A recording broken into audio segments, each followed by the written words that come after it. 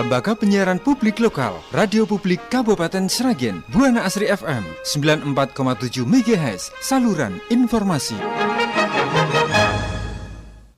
Selamat siang Mitra Buana dan saudara pendengar, kini saatnya Anda menyimak live talk show kesehatan bersama dengan RSUD Dr. Suhadi Priyonegoro Kabupaten Sragen. Kami yang bertugas mengucapkan selamat siang dan selamat mengikuti.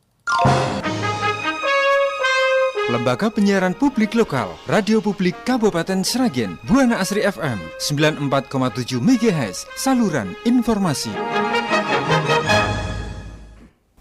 Ya, selamat siang Mitra Buana dan pendengar, berjumpa kembali dalam acara live talk show kesehatan bersama dengan RSUD Dr. Suhadi Priyonegoro Sragen. Dan bersama saya Dewi Rati memandu jalannya talk show siang hari ini. Edisi hari Selasa 20 Agustus 2024. Dan siang hari ini Mitra Buana, tema yang akan dihadirkan dalam talk show kesehatan yang adalah red flag perdarahan pasca menopause. Nah, Mitra Buana dan pendengar ya, tentunya Anda bisa menyimak acara ini melalui 94,7 MHz Buana Asri FM dan juga live streaming di www.lpplbuanaasrisragen.com.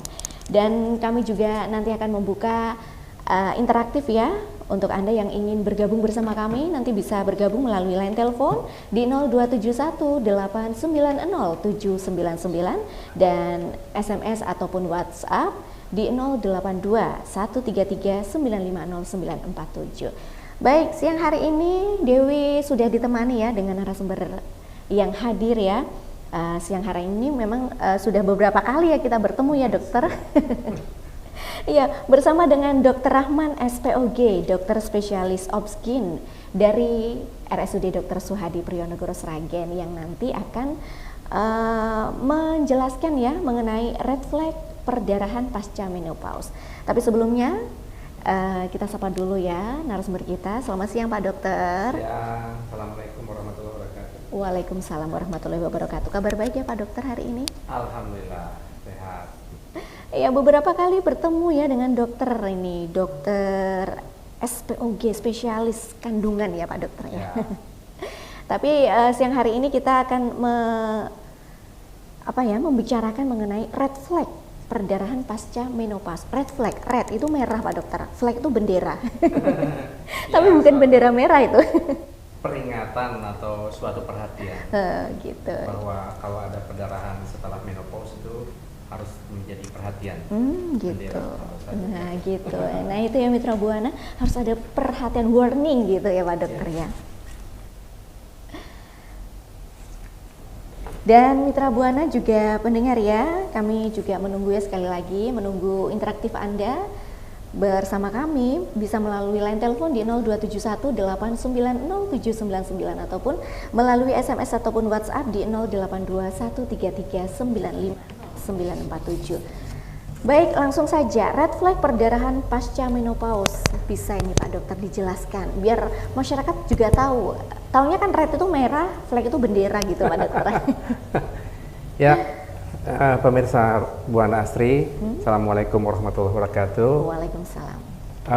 Suatu hal yang wajar apabila seorang wanita itu kemudian pada mulai akhir balik dia mulai ditandai dengan kesuburan menstruasi, sudah menjadi kurang lebih sel telur atau ovari kurang lebih 700.000 sampai 1,4 juta. Sampai tiap bulan dia dikeluarkan satu ditandai dengan menstruasi, sudah mulai dewasa, sudah kemudian sel telur ini habis. Pada habis ini kita mengenal namanya menopause. Menopause itu artinya sel telur yang kita produksi itu yang disalin sudah menstruasinya lama-lama sedikit dan lama-lama hilang. Sampai kemudian 1 tahun menstruasi namanya menopause, berhenti ya kira-kira antara 55 tahun atas mulai berhenti menstruasi. Iya.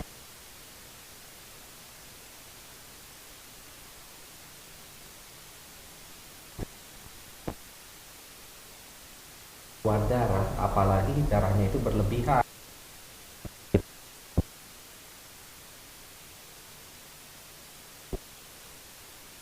Menstruasi. Jika tidak, maka jangan-jangan sakit. Kita harus konsul. Salah satu yang paling menakutkan, 15 penyakit yang paling banyak pada wanita. Nomor satunya kanker payudara. Salah satunya itu kanker rahim. Oh iya. Nah, seperti itu. Jadi menopause ini terjadi pada wanita 55 tahun ke atas ya, Pak 55 Dokter. tahun ke atas, ada juga yang lebih cepat. 50 sudah mulai, tergantung menstruasinya kapan pertama kali menarche itu. Iya. Kalau nanti menopause Lebih awal juga. awal. Sekian.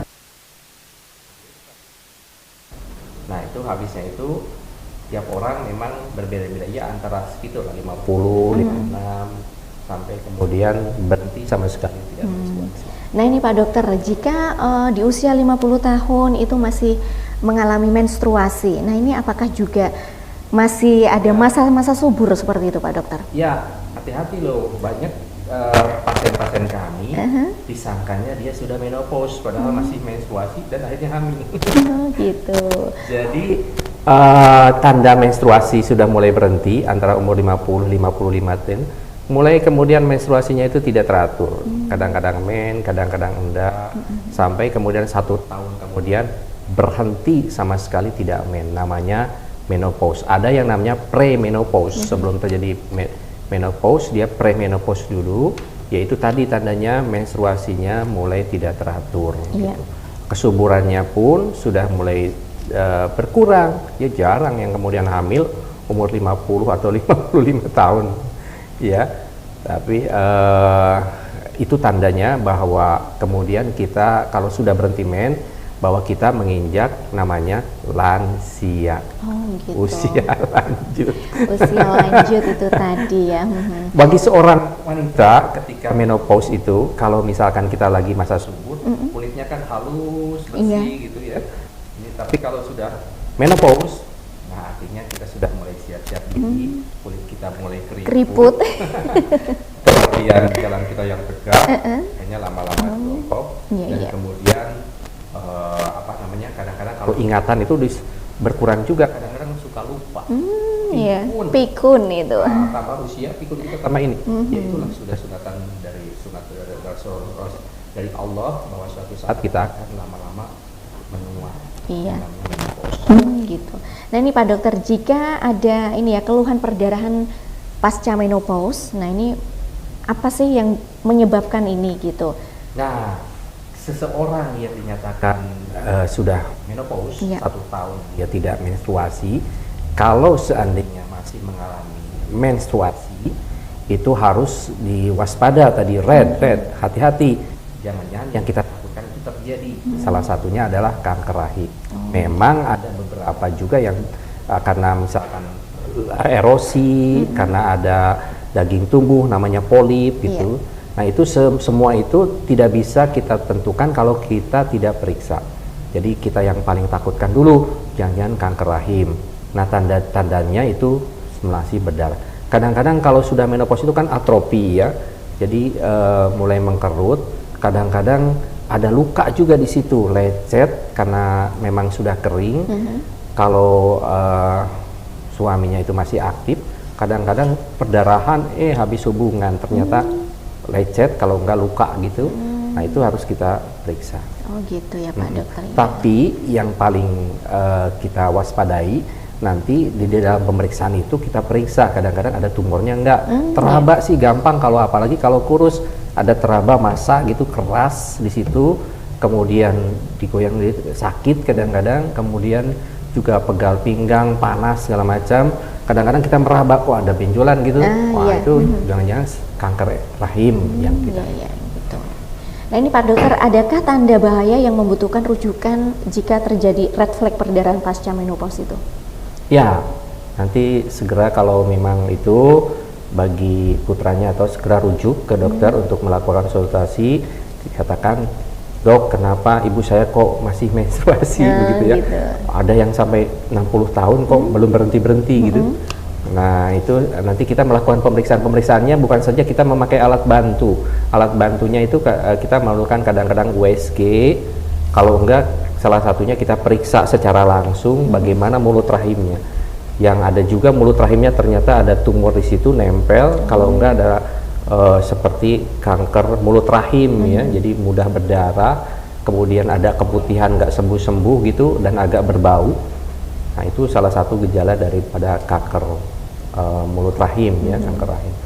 Nah, kemudian apalagi kalau yang perlu waspada adalah kadang-kadang kita banyak timbulnya obesitas, gemuk ya, gitu. Ada gemuk, sudah menopause, kemudian masih perdarahan. Nah, itu resiko tinggi untuk terjadinya tadi CA, endometrium, kanker rahim. Jadi obesitas, kemudian ada juga yang infertil itu tidak hamil-hamil gitu. Kemudian terjadi perdarahan, nah itu resiko untuk, ada yang kencing manis juga, ada yang hipertensi ya, faktor resikonya.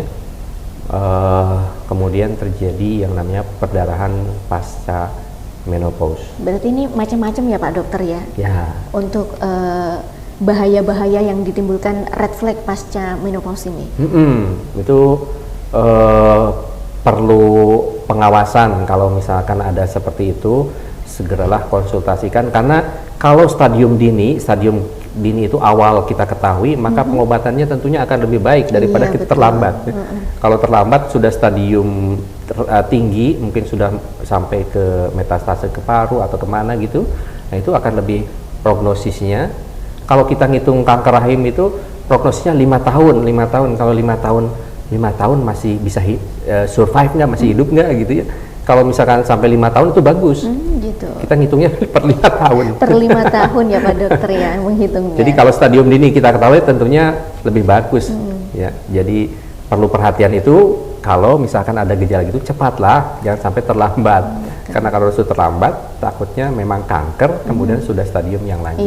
Syukur-syukur bukan kanker, hanya lecet atau ada ada tumor kecil di mulut rahim, itu bisa dengan mudah kita obati, kita ambil gitu, kemudian perdarahannya berhenti. Ya, jangan dianggap enteng adanya perdarahan seseorang yang usianya minimal 55 atau 60 gitu kok masih berdarah, masih men gitu. Oh gitu. Nah ini ya perlu diingat ya, diwaspadai juga untuk masyarakat Sragen, mungkin bagi Anda yang usianya sudah 50 tahun ke atas sampai 60 tahun ke atas, mungkin Anda sudah merasa waktunya sudah menopause gitu ya, tapi ternyata masih keluar darah. Nah ini harus diwaspadai begitu ya. Lalu ini Pak Dokter, bagaimana untuk manajemen pasien dengan red flag perdarahan pasca menopause? Ya, jadi kalau ada hal seperti itu tentunya kami periksa mulai dari atas, pucat apa enggak, kemudian ditanya juga menstruasinya itu seberapa parah gitu. Ada yang paling parah itu kalau sampai dia bergumpal-gumpal gitu, sampai menggantikan pembalutnya itu sampai 1 hari bisa sampai 5 kali, 6 kali gitu, sampai kemudian pucat gitu. Berarti darahnya yang keluar tuh banyak banget? Banyak. Kalau wanita itu kalau ada perdarahan, dia selalu cepat mencari pertolongan. Itu yang keuntungannya. Kalau ada perdarahan gitu mengganggu, pasti langsung. Nah itu kemudian kita periksa, kemudian kita singkirkan ini ada tumor apa enggak. Kemudian kadang-kadang kita harus melakukan pemeriksaan secara langsung. Jadi dibuka, dilihat gitu, ini ada tumornya apa enggak gitu. Kalau lewat USG juga ketahuan ada miom atau tidak gitu. Nah kalau misalkan tidak ada, itu hanya gangguan. Kadang-kadang hanya ada erosi atau lecet karena mungkin keputihan lama tidak diobati, kemudian terjadi erosi, terjadi seperti sariawan gitu. Nah itu dengan mudah nanti kita obati. Oh gitu, masih mudah kalau seperti itu ya Pak Dokter. Nah tapi yang paling utama tentunya kita menyingkirkan bahwa itu penyebabnya bukan karena ada kanker, ada tumor, itu yang paling penting. Kalau sudah ke situ itu wah. Nah kalau sudah begitu nanti kita mikir ini ngapain gitu. Nah cara mendiagnosisnya bagaimana kalau misalkan seperti itu, ada ternyata perdarahan itu kita lihat sumbernya itu berasal dari rahim Nah, ada yang di biopsi, diambil jaringan sedikit, kemudian kita periksakan di laboratorium. Iya. Di biopsi itu kita lihat kira-kira ini apa sih gitu, apakah gangguan hormon, apakah tumor dan sebagainya. Jadi diambil dagingnya sedikit dari rahim itu, kemudian periksa secara laboratorium di PA. Oh gitu. Iya. Baru kita tahu penyebab pastinya apa. Tapi kalau hanya sekitar lecet saja atau luka-luka, tidak perlu sampai di biopsi atau diambil gitu. Oh, nah seperti itu ya Mitra Buana. Jadi kalau memang ini ya sudah keluar darah ya, ketika kita pasca menopause, nah ini harus segera konsultasi ke dokter gitu ya, harus segera ke fasilitas pelayanan kesehatan ya Pak Dokter ya. Ya. Baik Mitra Buana, obrolan kita siang hari ini ya mengenai red flag perdarahan pasca menopause ya bersama dengan Dr. Rahman SPOG, dokter spesialis obskin ya. Nanti kita akan kembali lagi untuk Anda dan kami juga masih menunggu atensi Anda melalui line telepon di 0271890799, juga melalui WhatsApp dan SMS di 082133950947. Dan Anda juga bisa menyimak acara kami ya, acara ini melalui live Instagram di @rssp Sragen atau akun Instagramnya RSUD Dr. Suhadi Priyonugroho Sragen. Sembari menunggu atensi Anda, kita akan jeda terlebih dahulu. Tetap stay di 94,7 MHz Buana Asri FM, Radio Publik Sragen bersama saya Dewi Rati dan juga Dr. Rahman SPOG.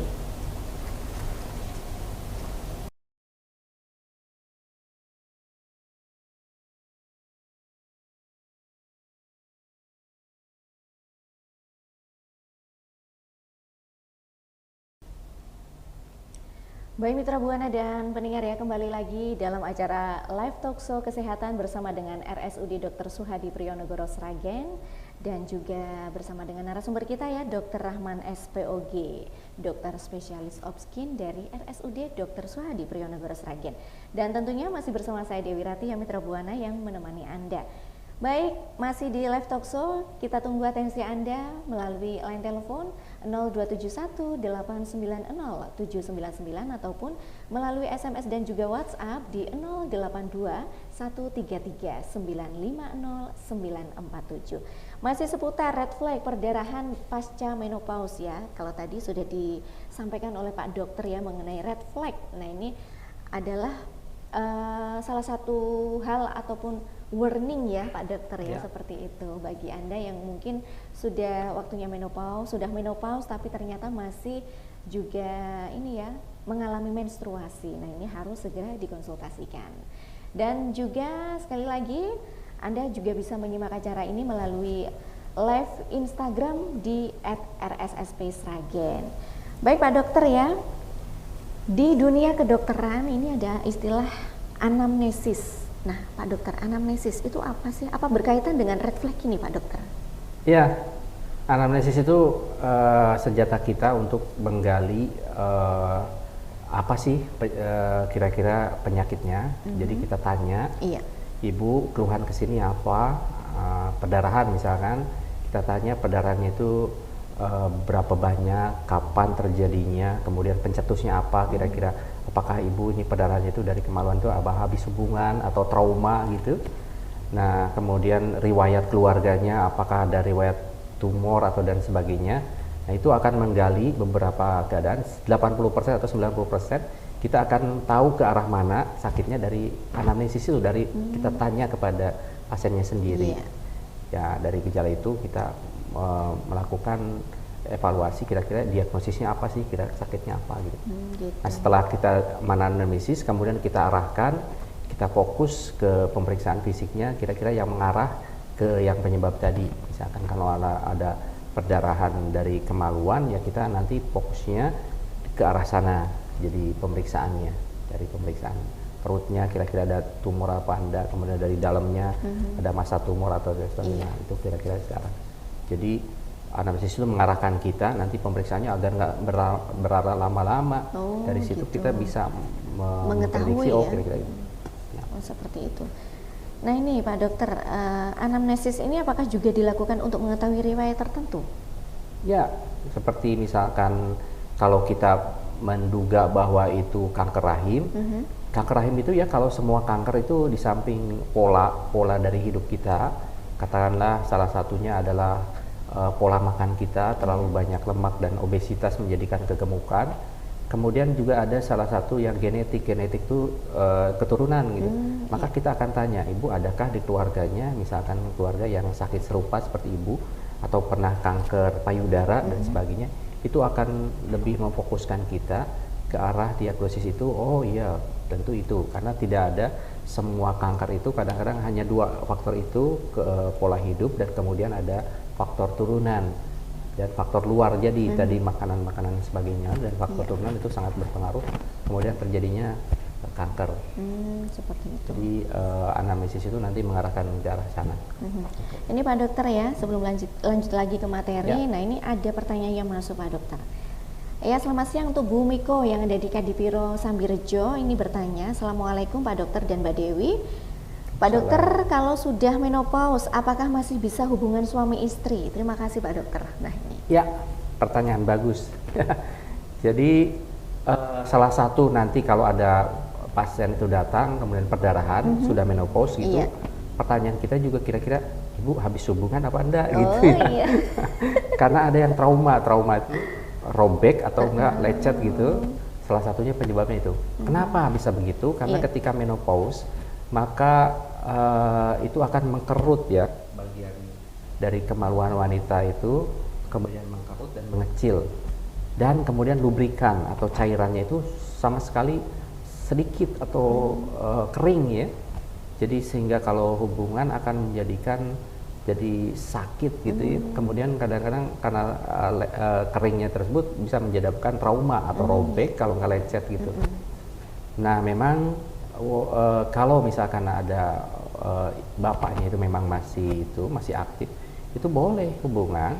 Tapi kemudian kalau memang menjadi sesuatu yang menyakitkan bagi ibu karena memang kering dan menyempit, maka kita punya solusinya, ada jelinya, ada krimnya yang bisa dipakaikan agar kemudian tidak menjadikan sakit ya. Karena memang sudah suatu yang wajar atau alamiah ketika seseorang itu menjadi menopause, maka bagian-bagian alat vitalnya itu mengecil dan menjadi kering. Dan kadang-kadang ada yang sama sekali nggak mau karena sakit ya. Tapi nggak usah begitu, nanti kita kasih solusinya. Ada solusinya ya. Nah ini Bu Miko ya. Boleh Bu Miko ya, tadi sudah dijelaskan sama Pak Dokter, boleh berhubungan ketika sudah memasuki masa menopause gitu. Tapi ya harus hati-hati juga ya Pak Dokter ya. Ya, karena memang banyak juga yang kejadian sampai ke robek tuh. Robek sampai harus kita jahit. Seperti itu. Baik. Selanjutnya ini ya, mungkin ini ya sudah dijawab sama Pak Dokter. Semoga ini bisa membantu Bu Miko sama Bapak gitu ya. Baik, untuk selanjutnya nih dari siapa ini ya? 1772. Oh, tanpa nama ini ya. Oke, terima kasih sudah bergabung melalui WhatsApp ya. Nah ini Pak Dokter yang ditanyakan, persiapan apa yang harus dilakukan biar menopause berjalan lancar lahir batin? Wah, itu Pak Dokter. Ya, pertanyaan bagus juga ya. Karena kalau sudah menopause di mana sel telur atau ovarium itu sudah habis, maka gejala-gejala lansia itu timbul ya. Jadi kulit kita yang biasa kencang menjadi keriput, kemudian jalan kita yang biasa tegap menjadi bongkok, dan kemudian ada perasaan emosi juga. Perasaan emosi karena kita kadang-kadang sulit tidur ya. Kadang-kadang sulit tidur, kemudian kalau sudah bangun tengah malam itu sulit untuk tidur lagi, ya itu adalah dia. Dan kemudian tulang-tulang mulai keropos. Setiap orang mau tidak mau, suka tidak suka, pasti akan mengalami hal seperti itu. Karena memang sudah jadi sunatullah ya, bahwa kemudian kita akan dulunya adalah sesuatu yang lemah dari bayi, kemudian kuat, dan kemudian melemah lagi. Sampai kemudian dikembalikan kita seperti bayi lagi kalau sudah mulai 85, 60 gitu. Sudah lanjut usia itu ya Pak Dokter ya. sudah katanya sudah bau tanah gitu. Nah itu memang terjadi. Jadi kalau di luar negeri itu banyak orang stres karena kemudian anaknya itu nggak mau merawat, masuk ke panti jompo, tapi di kita tidak.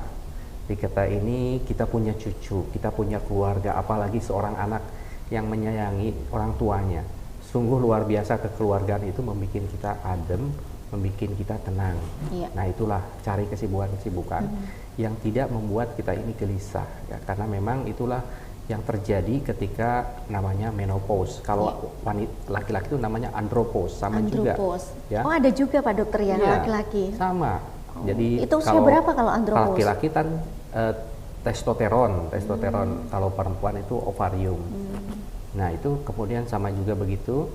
Tapi di kita itu saya banyak yang jarang menemukan seseorang yang kemudian gelisah ketika menopause itu. Dok, saya nggak bisa tidur, gelisah, perut rasanya kembung, ke kamar mandi terus, pipis terus, ya.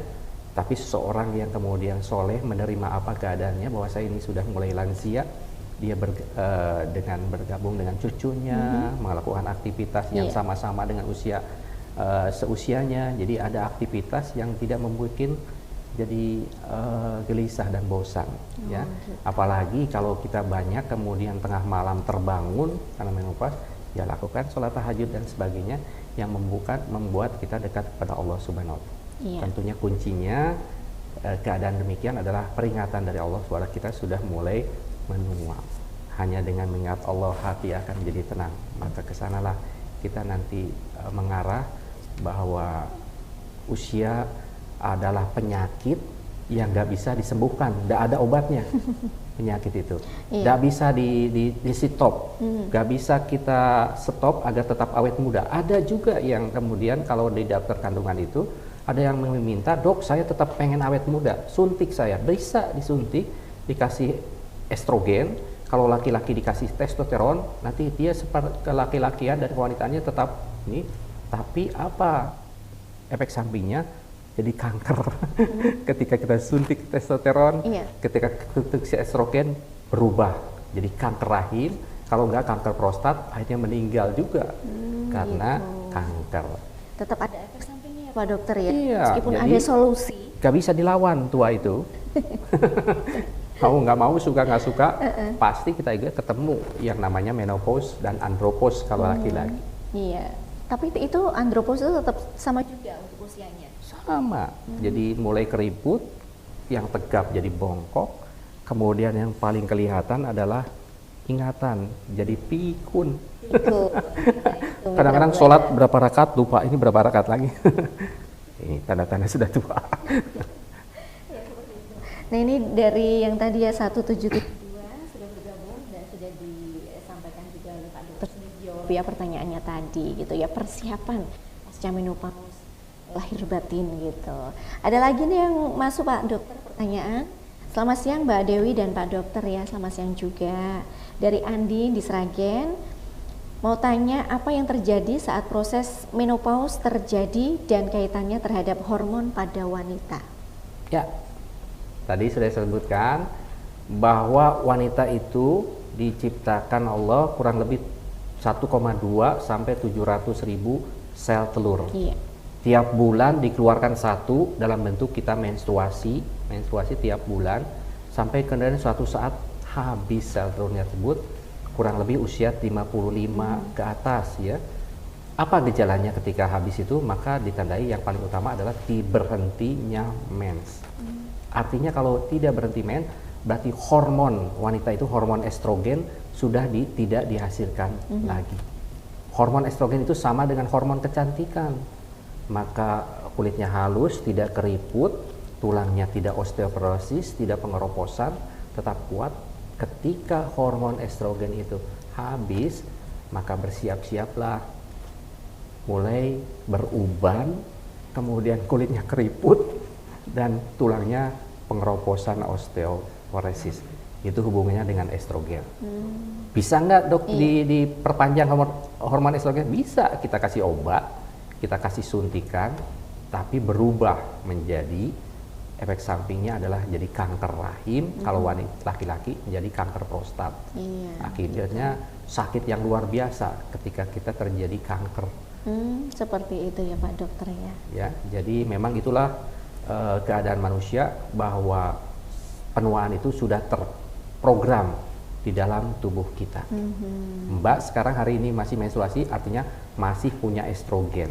Tapi cadangannya berapa lagi? Nggak tahu. Apakah lebih cepat, dia lebih tua, atau masa panjang umur, jadi tetap sehat, tetap segar, tetap bagus kulitnya, berarti estrogennya masih ada. Oh gitu Pak Dokter. Nah ini Pak Dokter, terima kasih untuk penjelasannya ya, dan juga untuk Mbak Andin sudah dijawab juga sama Pak Dokter ya. Semoga ini membantu ya jawaban dari Pak Dokter. Nah ini Pak Dokter, jika terjadi perdarahan pasca menopause, nah bagaimana untuk pemeriksaan fisik yang bisa dilakukan oleh pasien? Ya, kalau misalkan yang kita takutkan perdarahan pasca menopause itu penyebabnya adalah kanker rahim, maka kita harus dokter harus melakukan pengambilan sampel di daerah yang dicurigai itu kanker, kemudian diambil sedikit jaringan, kemudian kita periksa ke laboratorium. Nah, kalau seandainya hasil laboratorium menyatakan betul ternyata ini kanker, maka pengobatannya ada yang diangkat seluruh rahimnya sehingga tidak punya rahim-rahim. Pada stadium awal itu biasanya kita bisa mengangkat seluruh jaringan rahimnya sehingga tidak menyebar kemana-mana. Tapi kalau sudah stadium lanjut, sudah menyebar ke tempat jaringan lain, itu nggak bisa kita operasi karena percuma, karena sudah menyebar kemana, maka ada yang namanya kemoterapi, dikasih obat anti kanker. Ada sampai ya 6 kali per bulan tuh 6 kali dikasih kemoterapi. Kemoterapi tentunya ada efek sampingnya, ada yang rambutnya rontok, ada yang gitu ya. Nah, itu pengobatan kira-kira kalau mengarah ke kanker rahim. Tapi kalau tidak, hasil pemeriksaan itu hanya lecet atau luka, maka diobati akan sembuh. Dikasih obat supaya tidak perdarahan, sembuh. Kemudian kalau cuma ada tumbuh daging kecil namanya polip, kita ambil, kita kuret, kemudian sembuh sudah. Jadi pengobatannya tentunya berdasarkan penyebab hasil pemeriksaan dokter tersebut ke arah mana. Ya. Ingat bahwa 15 penyebab kanker dari wanita ini, salah satunya adalah kanker rahim ini. Ya, yang paling banyak tentunya kanker payudara. Tidak bisa kemudian diperiksa sendiri. Kalau kanker payudara kan bisa diraba-raba, oh ini ada benjolan saya. Tapi kalau kanker rahim kan nggak bisa kita. Nggak bisa kita. Iya betul sekali Pak Dokter. Jadi warning red flag-nya tadi, red flag-nya tadi, hati-hati kalau ada perdarahan yang seharusnya di umur yang sudah berhenti mens. Ya, jadi segera mencari pertolongan, segera konsultasikan ke dokter untuk mendapatkan solusi. Ini kira-kira apa penyebabnya? Karena begitu kemudian kita tahu penyebabnya, maka tenang hati kita ini, wah ternyata bukan apa-apa, dok. Terima kasih gitu ya. Nah itu akan memberikan solusi daripada kita menunda-nunda atau sampai terlambat gitu. Wah sudahlah, kalau terlambat maka stadiumnya sudah stadium yang tinggi kalau memang itu kanker. Iya. Jadi harus lebih awal ya, kita harus memperhatikan juga ya Pak Dokter ya. Kapan ketika perdarahan itu datang gitu ya, harus benar-benar tahu gitu, biar kita juga red flag itu tadi hati-hati gitu kata Pak Dokter seperti itu. Nah mungkin apakah ada ini untuk pemeriksaan penunjang Pak Dokter dari perdarahan ini? Kalau kita sudah seksual aktif itu tentunya saran kita adalah pap smear ya. Pap smear itu untuk melihat apakah ada kanker mulut rahim atau tidak. Pap smear itu dilakukan paling enggak 6 bulan sekali ya. Paling terlambat 1 tahun sekali bagi wanita yang sudah mulai seksual aktif, yang sudah menikah dan sebagainya, itu wajib lakukan pap smear. Karena pap smear itu kalau kemaluan itu kan tidak bisa kita raba-raba gitu, kecuali ada gejala perdarahan baru kita periksa. Nah untuk sampai tidak terjadi terlambat sampai terjadi perdarahan baru kita periksa, maka dilakukan rutin pap smear. Pap smear itu nanti diambil lendirnya di kemaluan itu, kemudian diperiksa laboratorium. Hasilnya nanti oh ini normal, tidak ada sel kanker gitu. Nanti kita ulangi lagi 6 bulan kemudian. Itu sesuatu yang harus dikerjakan bagi seorang yang sudah menikah, yang sudah seksual aktif, karena salah satunya adalah kanker mulut rahim. Ya, gejalanya adalah kalau perdarahan, sehabis hubungan itu perdarahan. Ya. itu biasanya kalau kanker itu stadiumnya berapa kalau sudah berhubungan. Nah, yang kita cegah adalah sebelum terjadi itu kita sudah tahu kira-kira. Dan yang kedua bahwa kita punya vaksin ya, vaksin kanker rahim itu bisa kita dapatkan sekarang, jadi mencegah terjadinya. Sekarang bisa kayak imunisasi ya, diimunisasi 3 kali disuntik ya, sehingga mencegah terjadinya kanker mulut rahim. Ya, jadi salah satunya tadi pap smear, yang kedua ada vaksinasi kanker rahim. Nah itu sekarang ada vaksinasinya, mungkin Ya. bisa dicoba ya Pak Dokter, nggak dicoba nih. Perlu Mudah-mudahan juga. itu jadi program nasional, nanti Oh. semua wanita dikasih gratis itu karena sekarang masih mahal. Oh gitu. Vaksinnya. Masih mandiri ya Pak Dokter? Masih berarti? mandiri. Iya baik, obrolan kita ya mengenai red flag perdarahan pasca menopause. Nah ini ada juga yang masuk ini Pak Dokter, pertanyaan siang hari ini ya. Nah ini selamat siang Pak Dokter, saya mau tanya jika perdarahan yang dialami oleh ibu itu mengalami menopause sejak 2 tahun lalu, tiba-tiba hari ini keluar darah berwarna merah pink gitu. Apakah darah yang keluar itu berbahaya dok? Mohon penjelasannya. Terima kasih. Wah tanpa Ya. nama lagi. Setiap perdarahan yang terjadi pada wanita yang sudah menopause itu harus mendapat perhatian ya. Jadi segeralah nanti konsultasi ke dokter untuk mencari penyebabnya kira-kira apa. Ya, kalau misalkan syukur-syukur yang kita tidak takutkan itu yang tadi kanker rahim tidak terjadi, Iya. hanya seorang lecet karena atrofi karena sudah menyempit sehingga terjadi. Kemudian lecet atau erosi ya, atau karena terjadi keputihan yang berlangsung lama sehingga terjadi juga erosi atau luka gitu ya. Nah itu dengan mudah nanti kita obati ya. Jadi kalau warnanya arah merah gitu ada pink-pink ya mungkin ada luka atau lecet ya. Kalau agak kehitaman bergumpal-gumpal mungkin itu jaringannya sudah mulai rapuh atau apa ya, itu mengarah ke arah kanker kalau itu. Tapi kalau masih merah atau itu mungkin ada lecet atau luka, erosi dan sebagainya. Iya. Nah itu ya sudah dijawab sama Pak Dokter ya. Kalau berwarna merah pink itu mungkin ada lecet atau luka, tapi kalau sudah berwarna merah kehitaman itu ya, Pak Dokter. Menggumpal kayak menstruasi gitu, Oh iya. itu berarti sudah lukanya udah lebih dalam. Sudah luka dalam begitu ya. Mudah-mudahan jawabannya sangat membantu ya. Baik, karena juga waktu ini Pak Dokter sudah hampir pukul 12:45 ya menuju ke sana. Nah ini Pak Dokter, dari obrolan kita siang hari ini ya Pak Dokter mengenai red flag perdarahan pasca menopause, apa sih yang bisa diambil kesimpulannya juga ini sebagai closing statementnya Pak Dokter? Ya. Jadi kalau ada perdarahan di usia yang disebut menopause ya antara 55 tahun ke atas ya, harus diwaspadai bahwa itu adalah yang paling buruk adalah kanker rahim, maka segeralah mencari pertolongan ke dokter untuk dimintakan pendapat apa kira-kira berbahaya atau tidak ya. Karena seseorang yang dinyatakan sudah menopause seharusnya berhenti, stop, nol, sama sekali tidak ada keluar darah. Sesuatu yang keluar darah di luar itu maka harus segera dilakukan evaluasi kira-kira penyebabnya apa ya. Jangan sampai terlambat itu dianggap suatu yang normal, tidak apa-apa gitu ya, padahal sebenarnya itu sudah terjadi suatu proses yang kemudian makin lama makin tambah parah. Kira-kira itu yang saya sampaikan pada hari ini. Jangan takut, jangan khawatir, karena kita banyak ya peralatan yang akan cepat sekali mendiagnosis kira-kira ini berbahaya apa enggak ya, apakah lewat USG, apakah di biopsi sedikit jaringannya, sehingga kita mendapat ketenangan bahwa itu bukan suatu penyakit yang membahayakan bagi ibu kita ya, bagi ibu kita, sehingga kita akan mendapatkan penanganan yang tepat dan betul ya. Jangan sampai nanti kalau sakit itu enggak ada apa-apa Bu, mungkin ibu karena stres dan sebagainya gitu ya. Jangan, nanti karena kemudian itu suatu yang berbahaya yang kita hindarkan supaya tidak terjadi kemudian penanganan yang terlambat.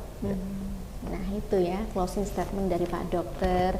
Jika terjadi perdarahan di luar menstruasi atau mungkin sudah mengalami masa menopause tapi masih terjadi perdarahan, nah ini untuk segera memeriksakan ya atau segera konsultasi ya, apakah ini ada penyakit sehingga muncullah red flag itu tadi gitu ya Pak Dokter ya. Jadi harus tetap hati-hati ya bagi Anda yang sudah di usia 50 tahun ke atas. Nah, untuk tetap waspada karena jangan sampai terlambat ya Pak Dokter. Ya. Jika terlambat memang penanganannya berbeda begitu ya. Baik, terima kasih Pak Dokter, Ya. Pak Dokter Rahman ya sudah hadir siang hari ini di studio kami dan sudah menyampaikan mengenai red flag perdarahan pasca menopause. Semoga ini bisa membantu masyarakat dan juga para perempuan yang sudah menginjak usia 50 tahun ke atas begitu ya. Terima kasih sekali untuk kehadirannya Pak Dokter.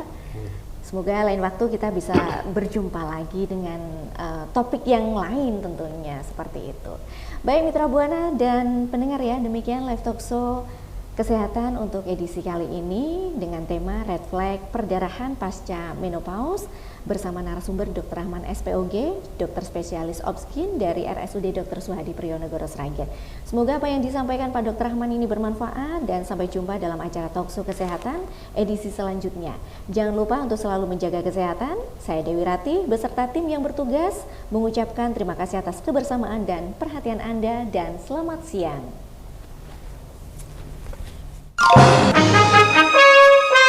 Lembaga Penyiaran Publik Lokal, Radio Publik Kabupaten Sragen, Buana Asri FM 94,7 MHz, saluran informasi. Mitra Buana, demikian tadi telah kita ikuti bersama talkshow kesehatan kali ini dengan tema red flag perdarahan pasca menopause. Baik Mitra Buana, untuk selanjutnya kita jelang bersama pukul 13 waktu Indonesia Barat, saat mana nanti kita ikuti warta berita dari Jakarta. Lembaga Penyiaran Publik Lokal, Radio Publik Kabupaten Sragen, Buana Asri FM 94,7 MHz, saluran informasi.